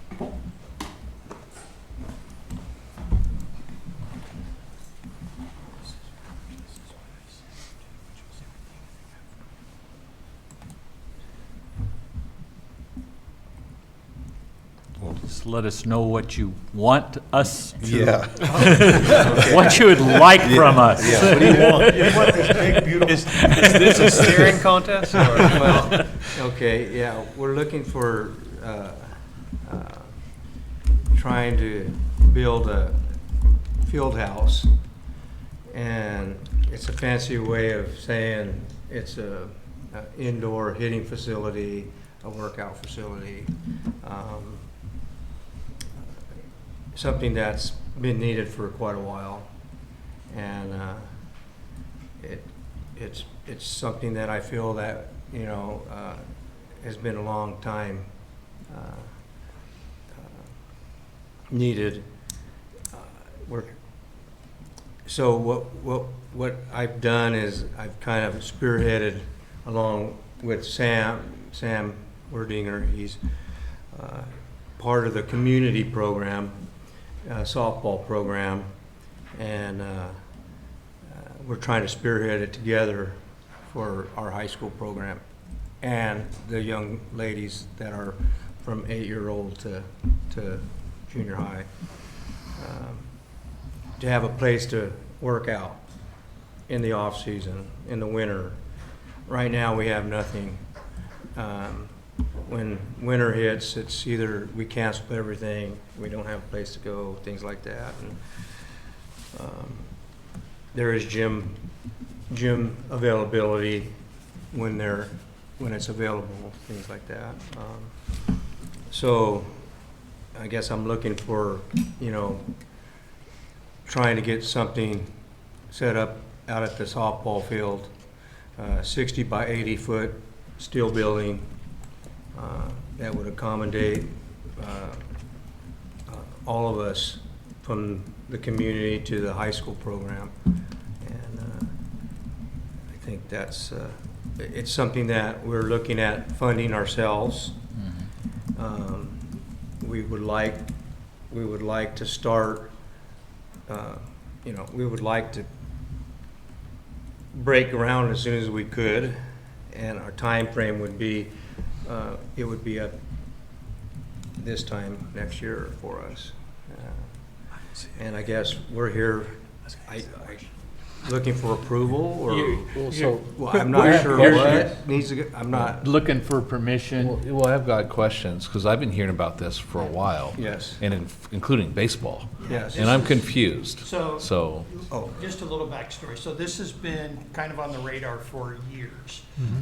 It was going to be a joint operation between youth softball and youth baseball. But that, when you try to get two different organizations working together, sometimes it doesn't work very well. Plus, with youth organizations, you have a constant changeover in their leadership. When the building was built, they put, the baseball team has their own hitting facility down at on the other campus, and the softball team has the auxiliary gym with 3 cages. It's really nice, but the problem is that during the winter months, we also have basketball in there, and in the fall, we have volleyball in there. So their space is limited.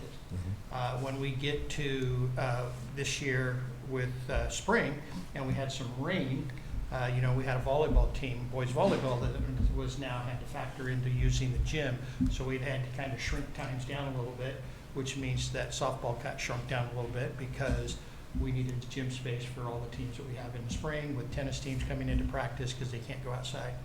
So yes, this has been talked about for years. This is probably the first time where there's actually been a good proposal, and it would be a baseball down there and softball up here, because even in the youth, I guess they all play all over a little bit, but this is completely fundraised project, going through much like many of the projects that have done here through the Fox Foundation. The Fox Foundation has been very, very good. They make sure that whatever project we do, all the money is put into the account before it even starts to make sure that it can be paid for.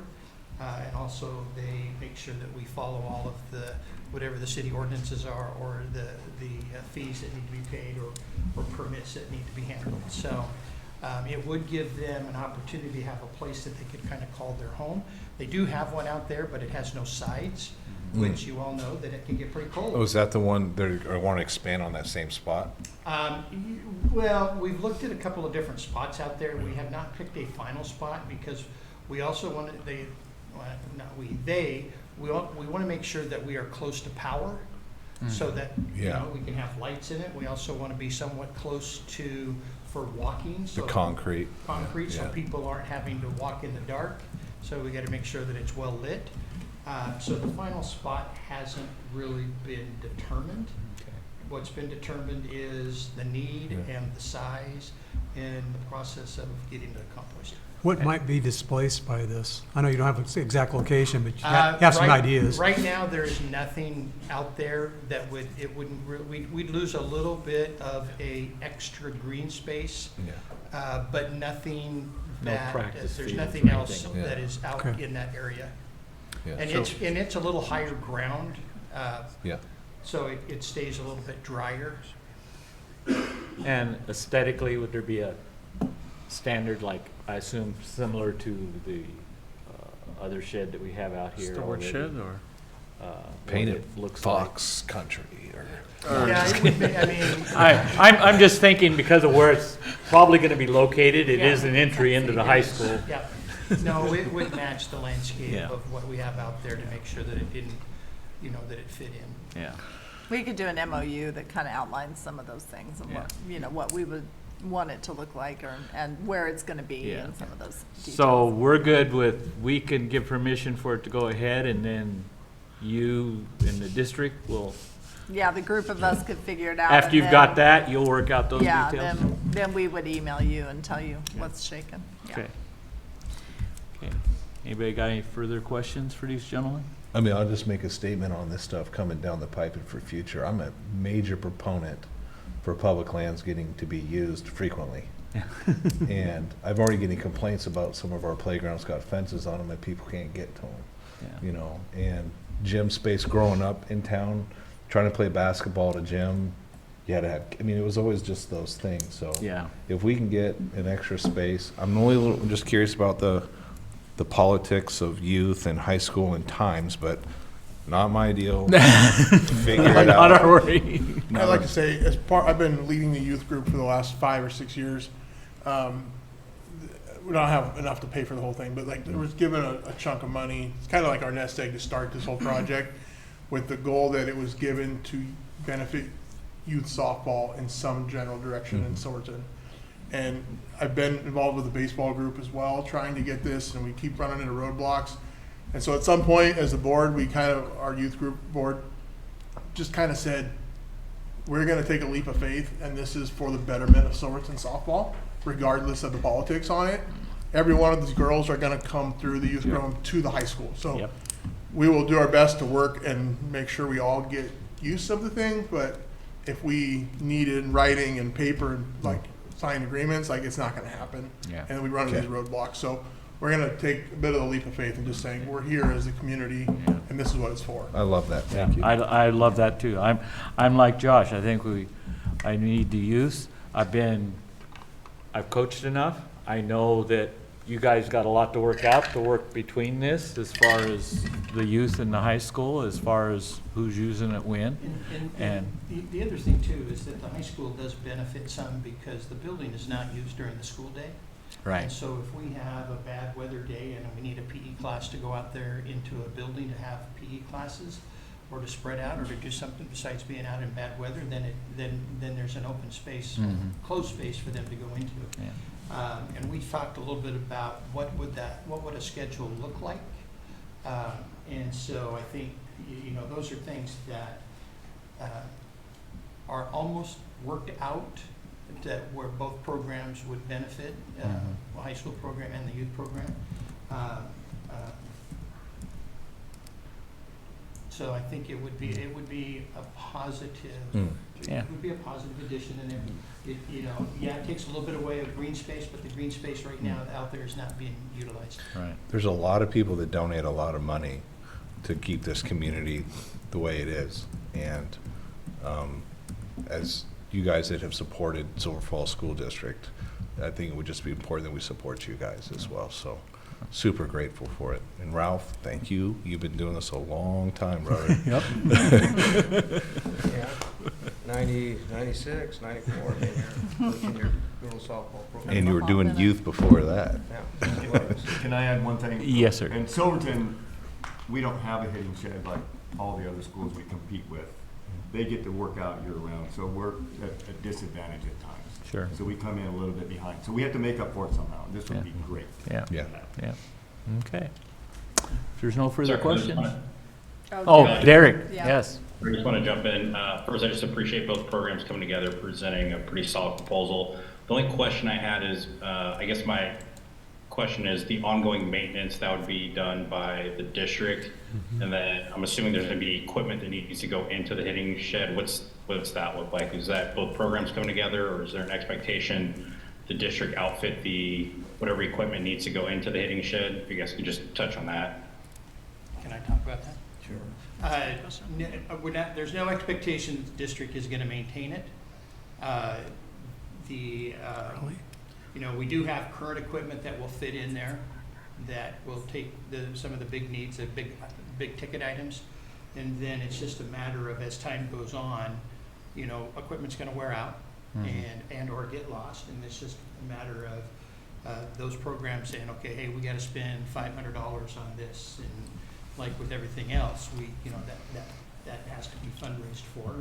Whether it's a 50-50 split or whether it's a 60-40 split, it would still get taken care of. Up at my previous school, we had the baseball built a brand new building, and it was all done just by a single individual. So when it was donated back to the school, we scheduled it, and then if an outside group was to use it, there was a charge to it, and then that money went to replace whatever equipment was broken. Not sure if we can do that here because we're going to be partnering with the youth softball, so you don't Right. want to say, hey, please give us your $175,000. And, oh, by the way, we're going to charge you $50 an hour to use it. Probably not good public relations. No, I think the MOU would outline that, and it's Yeah. not, so once somebody donates something to the district, so basically what they're doing is donating, you know, this building that's on our property. And once you donate it, then it is the district's responsibility to maintain it. So like if it needed a roof in 20 years, that is our job to maintain that because it was donated to the district. The scheduling and all of that, so that would have to be like, we'd have to talk about that in the MOU, like, you know, if they have the high school team, you know, would probably have first preference of times and different things, and we could work all that out. But usually those are all scheduled through Lisa Roth, and so we have to make sure we run everything through Lisa, so we don't get yelled at later. Because people call me, wow, it's all, I couldn't get in, and there were people in there, and so we got to just make sure that we are responsible about how we schedule it. So we have a system. I guess the other question is there will be some cost of the district, I would assume, through the electrical and then basic heating and cooling throughout the year. So there's probably going to be some expenses that the district will take on as well, would be my assumption. Yeah, probably some Electrical. In there, but probably a little bit of electrical. There probably should be there should be some heat in Some there. heat, yeah. Yeah, it'd be Definitely heat. Yeah. some electrical to get heat or cool. Yeah. But I think the units themselves, we were looking at getting those paid for. So it'd just be the additional electrical bill. Utility part. Okay. I don't want to sour what is a great project, but I don't know if Tom has the ability to dive into like what that would actually cost the district. Well, we could anticipate yearly costs. It's a good sized building. I just think that being prudent on knowing what our actual facility costs, obviously energy costs are going up pretty substantially. I just think as we approve it, and I'm definitely in favor of it, we just need to know what the true cost is going to be. We can probably figure it out based on the square footage. We use the auxiliary gym, you know, we use the lights and the facilities. So basically, that time that we put in the auxiliary gym use would just shift to that outbuilding. That makes sense, you know, like. Just transferring facilities Right. usage from one spot to the other. So we'd be using it about the same amount of time as we do right now, you know, during the season. And I don't know if you would need to keep the heat like where we do in a regular building, because like, you know, the girls are practicing and, you know, I mean, maybe it's a little bit cooler than a regular structure, an internal structure, because it's kind of an exterior thing. Address number. Yep, dress warm. Yeah, I'm in favor. I just wanted us to think about the whole. It's a good point. Yeah, it's a good point. I got Cost of nothing. ownership. Okay, anything else? Thank you, gentlemen. Thank you very much.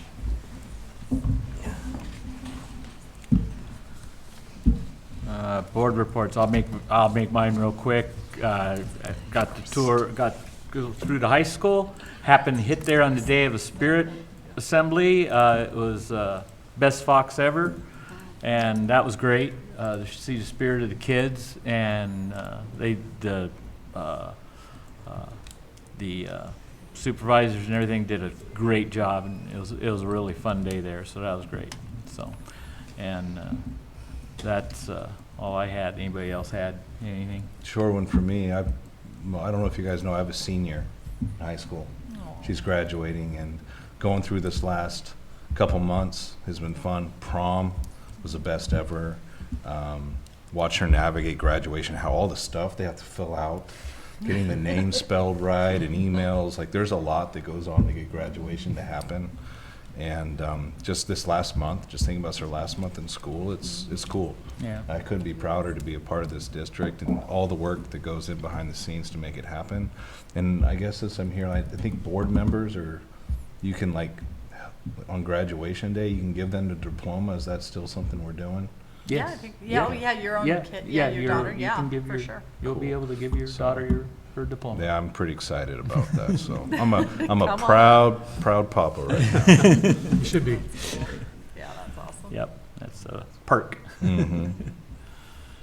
Got a quick one as well. Got to help chaperone second, third graders trip to the zoo last week. That was definitely a highlight.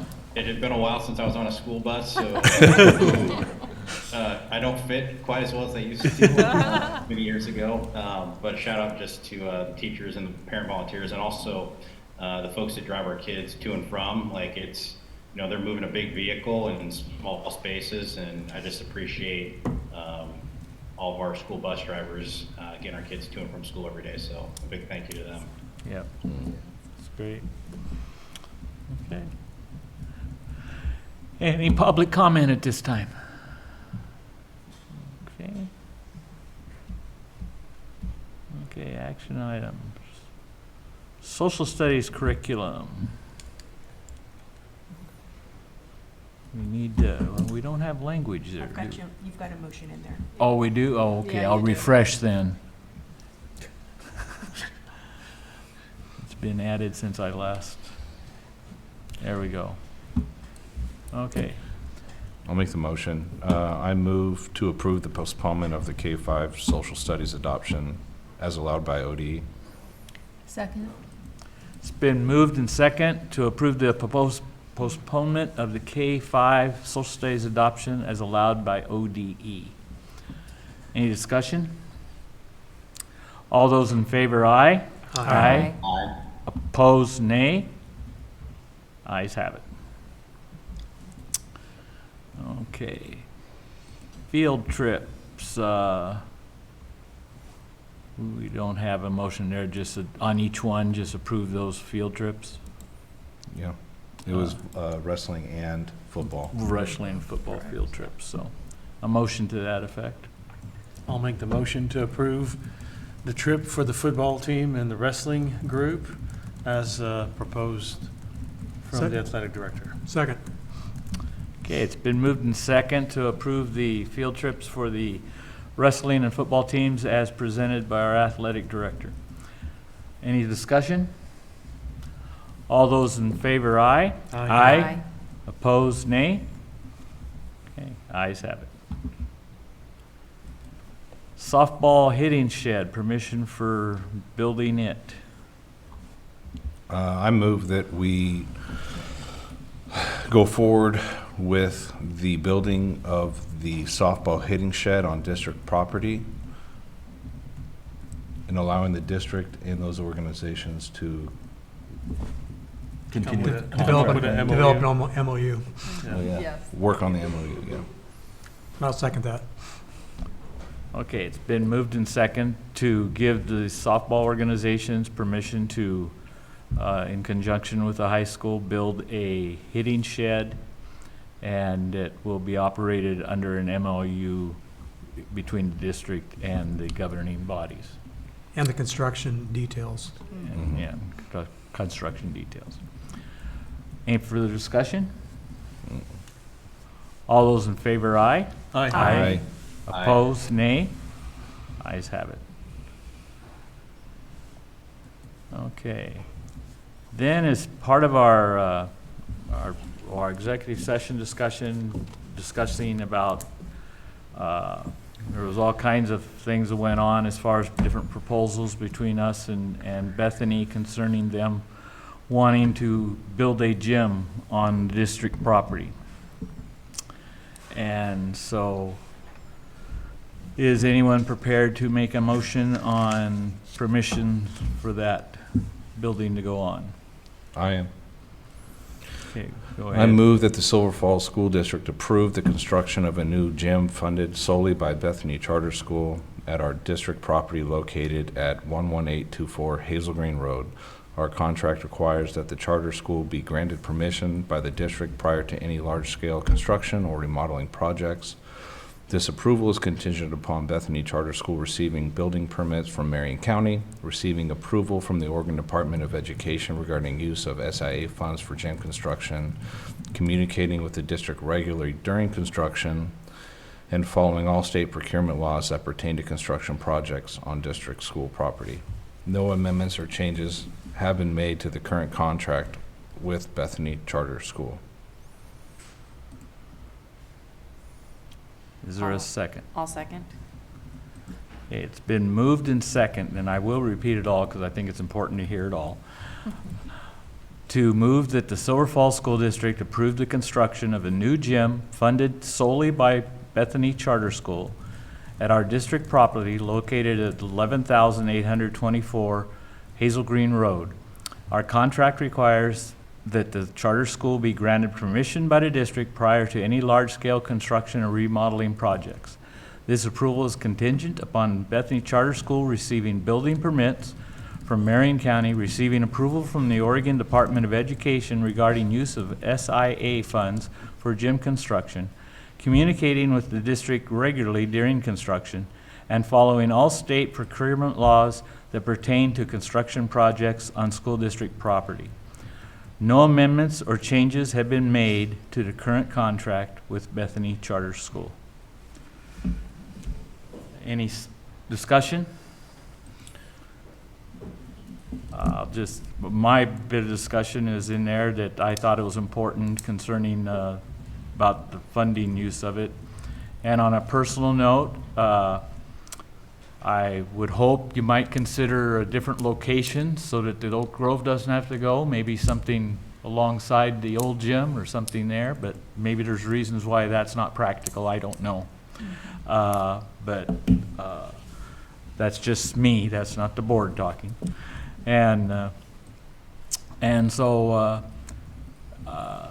and yeah, it'll be a great addition to the community, and of course, it'll be a great addition to Bethany School.